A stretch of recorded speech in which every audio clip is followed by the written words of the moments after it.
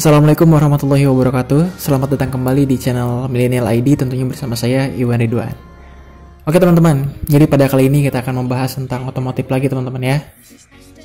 Dan kita akan membahas sesuatu yang sedang tren di IG khususnya, atau yang sering dibuat konten gitu teman-teman, yaitu motor berebet atau biasa disebut dengan style helikopter darat. Widih.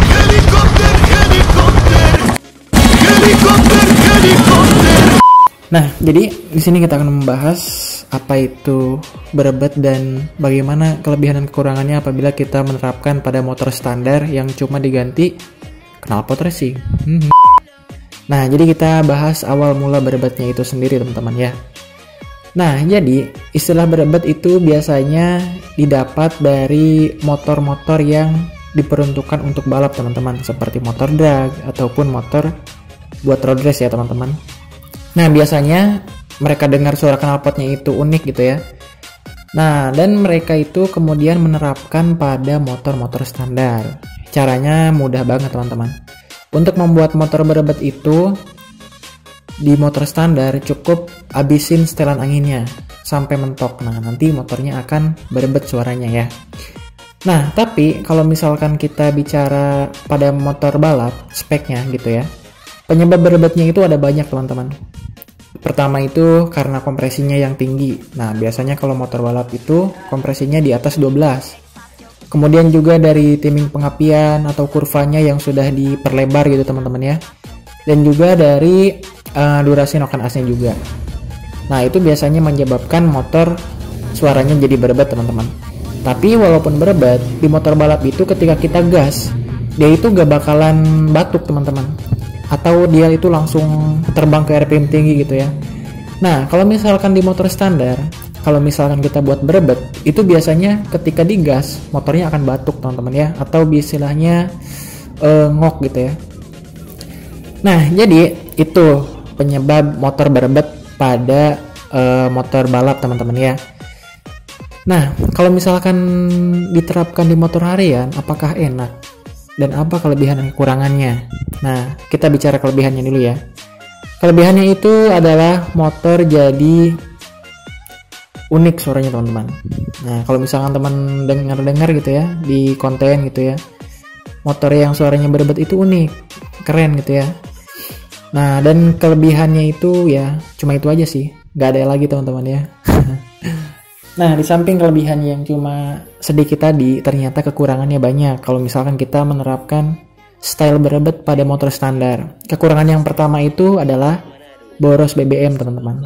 Nah, kenapa jadi boros? Karena ketika kita menerapkan style berebet, itu tandanya motor tidak sempurna pembakarannya, sehingga bensinnya tidak terbakar secara optimal, sehingga yang ada malah boros teman-teman ya.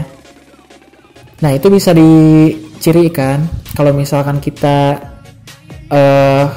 berbuntutan dengan motor berebet di depan kita, itu sudah kecium bau bensin yang tidak terbakar. Nah, itu berarti sudah dipastikan motornya itu standar, cuma dilubah setelan anginnya aja teman-teman. Nah, yang kedua, motornya itu jadi gampang rusak. Nah, kenapa jadi gampang rusak? Karena pembakaran yang tidak sempurna tadi menyebabkan karbon di dalam ruang bakar itu cepat banyak teman-teman. Nah, yang lebih bahayanya lagi, ketika karbon itu masuk ke dalam sela-sela ring piston. Nah, otomatis dia akan memaksa ring piston untuk agak keluar sedikit. Nah, yang jadi korban adalah si blok sehernya atau silinernya teman-teman ya. Nanti jadi ngegenteng, ujung-ujungnya ngebul. Atau juga dia bisa masuk ke sela-sela seating klep teman-teman ya.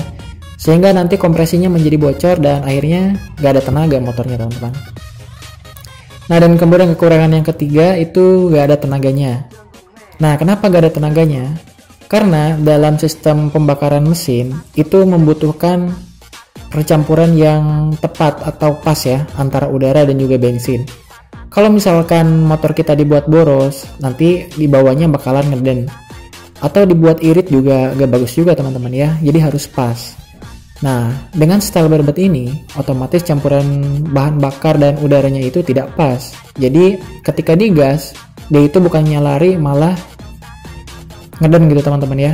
Malah batuk motornya. Nah, kemudian kekurangan yang selanjutnya adalah motornya gak enak dipakai. Nah, kalau misalkan teman-teman bawa motor yang setel berebat, itu nggak enak teman-teman.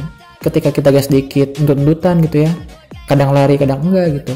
Apalagi kalau misalkan teman-teman bawa ketika jalan macet. Wah, itu repot banget teman-teman ya. Nah, jadi itu teman-teman ya alasan kenapa setel berebat tidak direkomendasikan diterapkan pada motor standar yang cuma ganti knalpot doang. Nah, bagaimana dengan motor injeksi? Nah, kalau di motor injeksi itu berbeda teman-teman. Kalau di motor injeksi itu namanya disebut style timing kuda.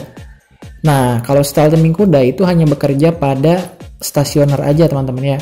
Atau istilahnya langsam lah ya.